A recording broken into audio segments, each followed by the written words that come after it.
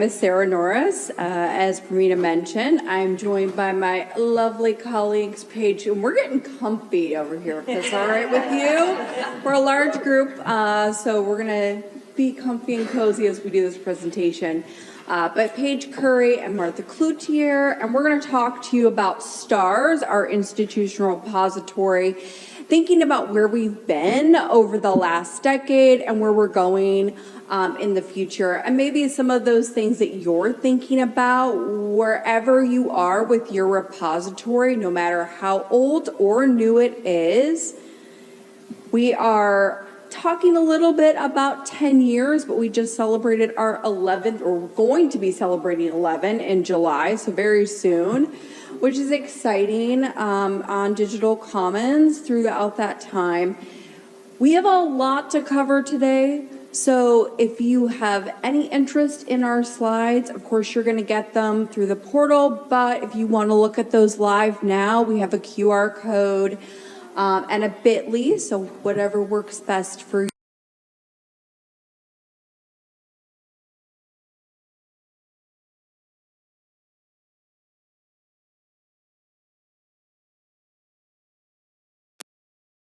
Strategies for success, some emerging challenges that I think will resonate with many of you, and then what we're thinking about in the next decade. So with that, I'm going to turn it over to Martha.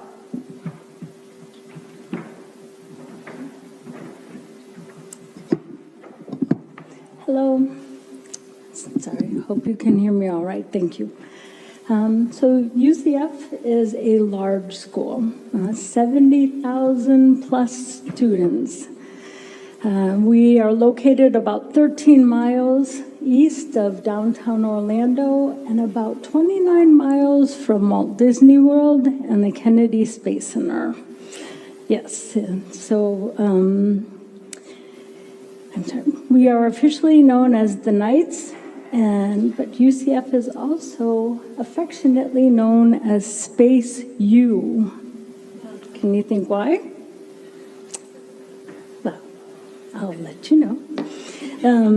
University of Central Florida originally started as Florida Technical University back in 1963, and it was founded to specifically support NASA and the Kennedy Space Center. Florida Technical University was renamed in 1978 to the University of Central Florida, and the feeding in with the space technology to NASA and Kennedy continues today. So, our repository of STARS.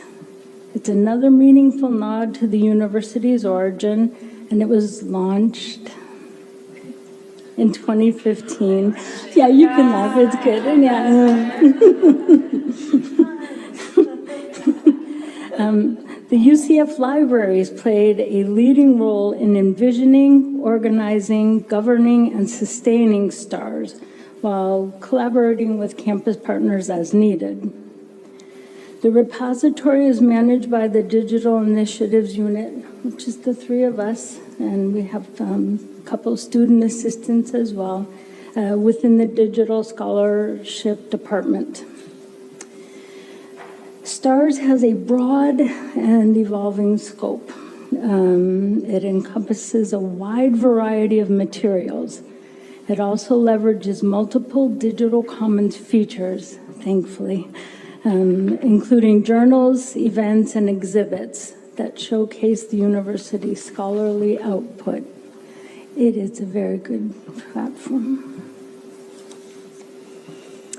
So, on the left, you will see our original STARS banner and landing page. I know.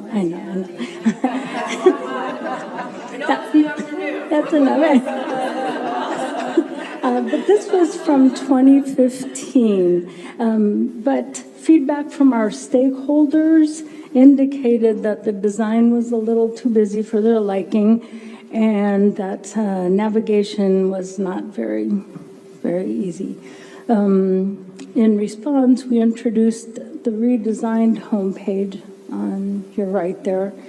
And people have been mentioning their consultants, and I would like to mention ours as well. Ben, amazing. He's phenomenal.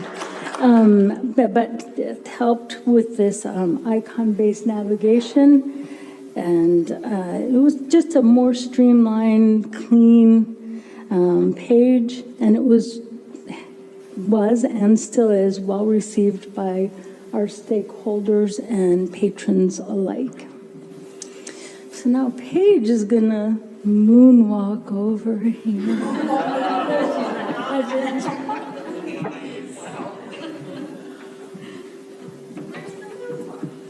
Let me just say that we're coming off of our Space Week, so that's where all of this is,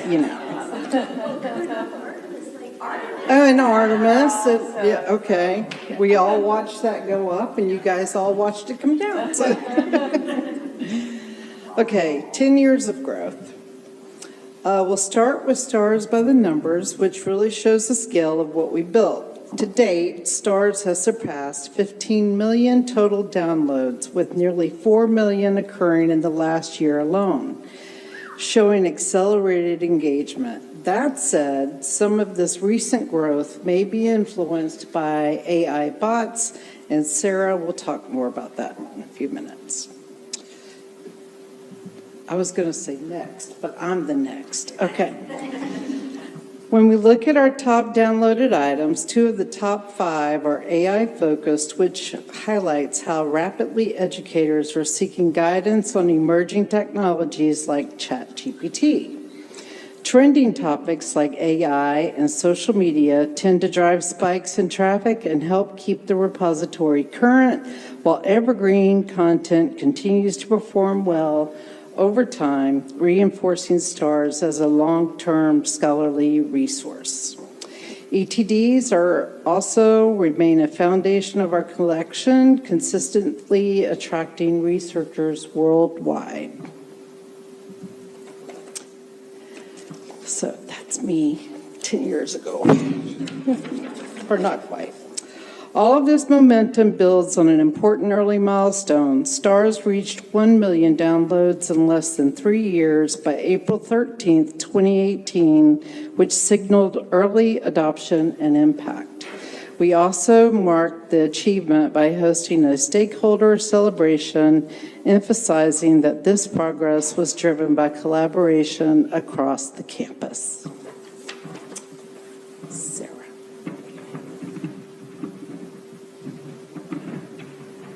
So now that you've heard a little bit of our flight path of where we were, let's look at where we're landing now and some of the strategies that helped us grow.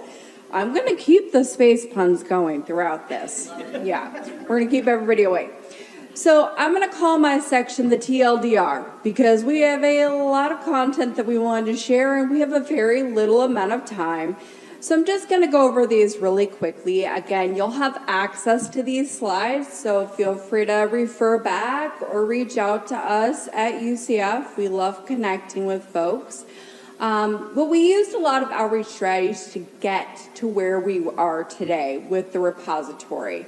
So, of course, the usual suspects that many of you are already incorporating, working with our collaborators inside the library. I think that's something we often forget about. We do so much outreach on campus.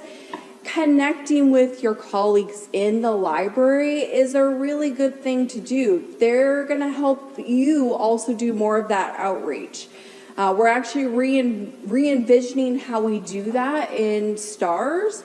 And so we're thinking about doing some boot camps this summer. Maybe we should call it Space Camp to keep with the theme. And we're going to help people with fundamentals that will ultimately go to an upload-a-thon. Of course, connecting on campus is going to be deeply important. I think my key takeaways from this slide is, one, leverage that dashboard report. It is your friend. It is a power tool. People love those stats. all the way up to the provost and president level. And then if your institution does have a large adoption of open access, we've identified open access champions and even OER champions over the years that helped promote our repository, which was really great. And of course, you're building those campus partnerships as well.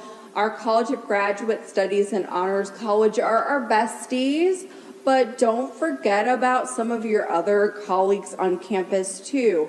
Our Office of Research is fantastic, and they have a whole cyber infrastructure team that supports data. And they reached out to us because they were like, STARS is a great resource for data repositories and data management. How can we connect with each other and promote that more? So they always have STARS as a data repository source for faculty who are reaching out to them. And then we've partnered with them on a variety of different programs, specifically around data management. But of course, with lots of opportunities always come challenges. These are probably the most compelling things that you all will resonate with. Staffing, oh my gosh, we were talking earlier about we sometimes feel understaffed, and those of you who are a mighty unit of one, I feel for you. We struggle. I've been a mighty unit of one at previous institutions. It's challenging. Paige shared a photo earlier of two other individuals who are not here with us. Those were staff who were foundational in our repository, and they left for other opportunities at the exact same time, which made for a challenge. Paige did an amazing job navigating and leading the charge for over a year, maybe. So lots of those things can happen. So as you're thinking about staffing, continuity challenges, needing robust training and cross-training, we're doing a lot of that now and sort of developing a new suite of workflows that will help us in the future. Of course, workflow and infrastructure are always the things that are going to be a challenge day to day. I won't go over all of these, but I will say scope creep has become one of our major issues, in that a lot of our campus community is excited. They're like, yes, the repositories buy forward about the institution. That just means it's like storage, right? I can just put my stuff there.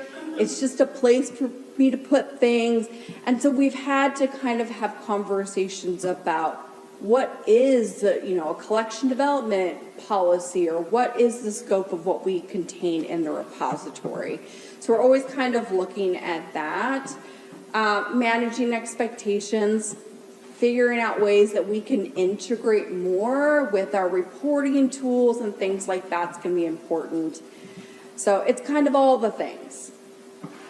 So from the last 10 years, I think what we've learned is, one, it takes time. I've heard that from a ton of you, wherever you're at your institution. And you have to be flexible and adaptive. Things do need to change and evolve over time as your researcher needs change, as your library's needs change. That's going to be important. And advocacy and outreach is always ongoing. Those partnerships are super critical. And of course, we talked about metadata earlier. We don't want to forget that. That's also important as well. So here's the biggies. Maybe I'm going to ask a question. Who's not concerned about accessibility in this room? So these are our big areas that we are really focusing on with our repository. As Paige highlighted, we have a lot of content in our IR, and so accessibility is a key thing that we're thinking about. One, we have a lot of large volumes of legacy content. What does that look like? How do we figure out remediation at scale?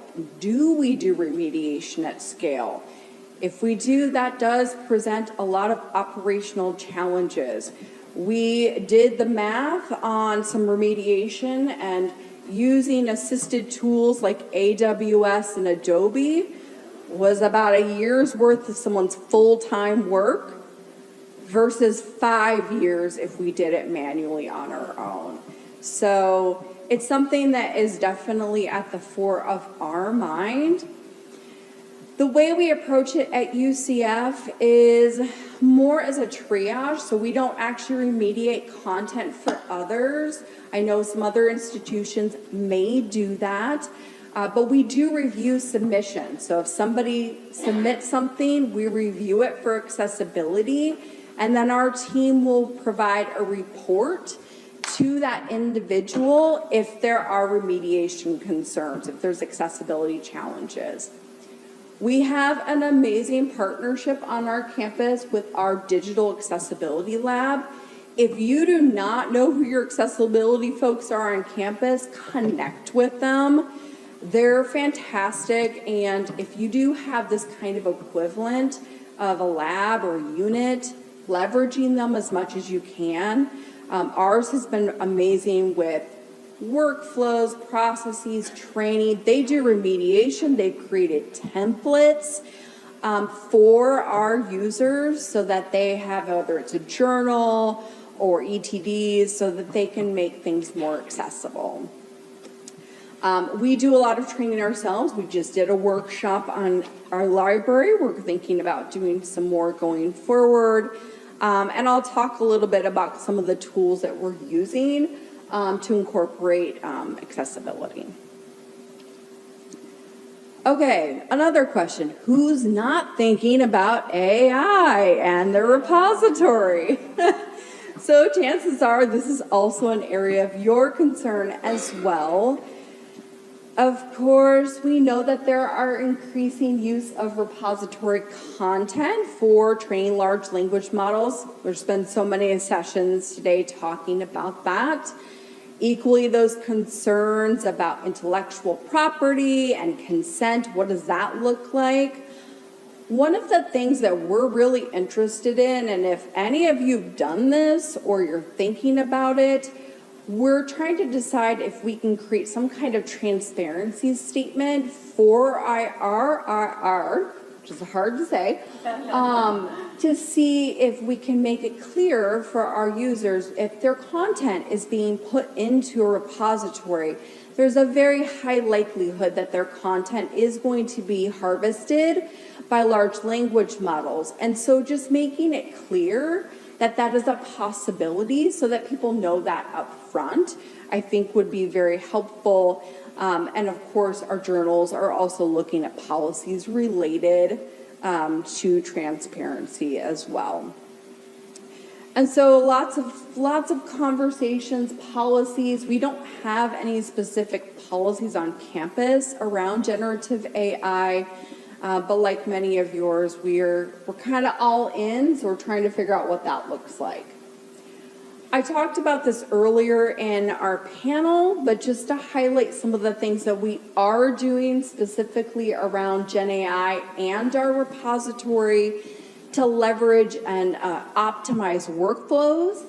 We use Scribe, which is a really great tool for documenting processes. So Paige is our power user of STARS, does a lot of workflows because Martha and I are still learning sort of the ropes.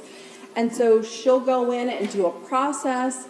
It will come out with this amazing workflow. She'll review it, and then we're able to then use that large scale for not just us as staff, but also our students. So we're just codifying some of our workflows in that way. Our students utilize Rev for transcriptions, for audio and video. We leverage Adobe AI for document accessibility and editing. So if we digitize something, which is also a part of our unit, we will make sure that that's accessible. And so we use the built-in Adobe features for that. And of course, a lot of our digitization equipment has OCR and other things also built in. I mentioned earlier that our metadata librarian does use those tools to generate keywords, subject headings, and the like. And I talked a little bit earlier about Adobe.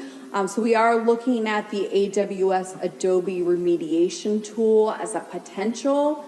Someone else earlier mentioned cost, and I think that's going to be our biggest barrier with it. It is very expensive. And so I mentioned a little bit about that transparency statement earlier. Again, if that's something you're interested in, I would love to chat with you about that.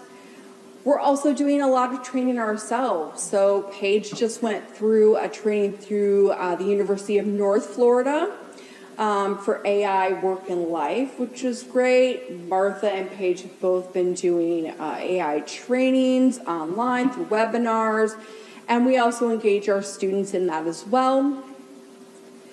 We're deeply embedded in lots of AI committees on campus. We love an extra meeting, so we're doing all of those. But we're also doing some other things for analysis. We don't have that on the slide, but we're using generative AI, whether it's Copilot, Claude, or other tools to analyze. We did a whole analyzing of our email inbox for 45 days. Was it 45?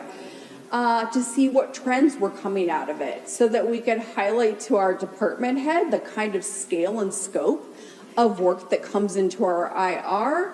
We also have done other analyses of different kinds of content being added in. So there's different ways that you can use that to tell your story and tell the kinds of things that you're doing, but also to give yourself some information about what kinds of things are coming out of your IR and identify maybe gaps. Are there things you need to work on? Areas of opportunity to do outreach on. So there's a myriad of different things. So with that, where are we going next? So what we're hoping for in the next couple of years, 10 years, is better integration with some of our tools. So Interfolio, ORCID, and other reporting tools. So we're trying to go to the next step of leveraging that. Again, better telling the story about impact on campus. Our administrators want that information, and so how can we better do that? DOI implementation, that's an area that we weren't really doing, but we are now able to mint DOIs. And you can do that whether you're a part of the Digital Common DOI minting or if you have our cross-refer data site subscription, another good option. And oh my gosh, so much legacy content. Lots of remediation. What does that look like? And so we're trying to figure out what those next steps are. Continuing to leverage AI. I think, again, no matter what level you are, if you're a mighty team of one or you have a group of people, looking to Gen AI for responsible, ethical uses that help you do a specific task or workflow could be a really great opportunity. And we're always looking for new ways that we can strengthen partnerships. So just continuing that. If you are newer in your repository, some things to think about, just invest early in that outreach. Think about building strong campus partnerships. Again, get out, go do different things. We've been at a bunch of events recently and just getting our face out there, and that's another good way to connect. I think one thing we often don't think about is our mission. I feel like Ellie's over there smiling because I was just at the IR manager certification. So adding in your mission, thinking about your institutional priorities, tying those things together, it's going to help you decide where do you need to go next or where are the gaps in our IR. Oh gosh, planning for evolving compliance and technology. That's a moving target.